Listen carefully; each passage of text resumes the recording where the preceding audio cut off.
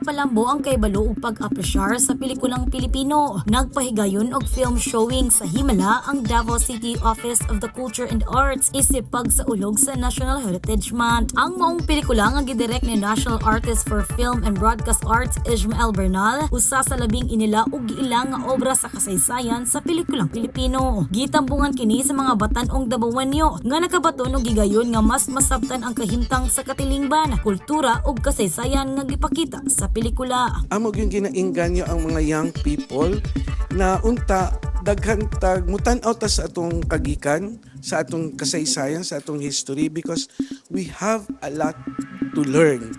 Na kung unsa man ang nagakahitabo karon, makita nato ni sa atong kasaysayan, o kung giunsa nato pag dumala, pag resolve, would also guide us and help us on how to resolve our problems now.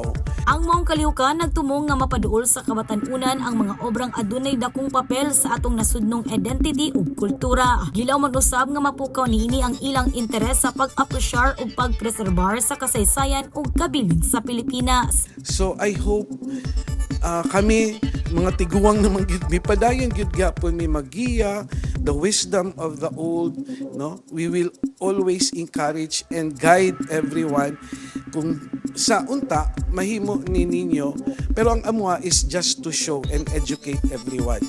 And ang mulihok ultimately ang pag-asa ng bayan, ang kabataan. So hinaut unta, we learn from our pasts and we know where we are in the future. Para sa Madiu Davao, ako sa Lawrence Igloria.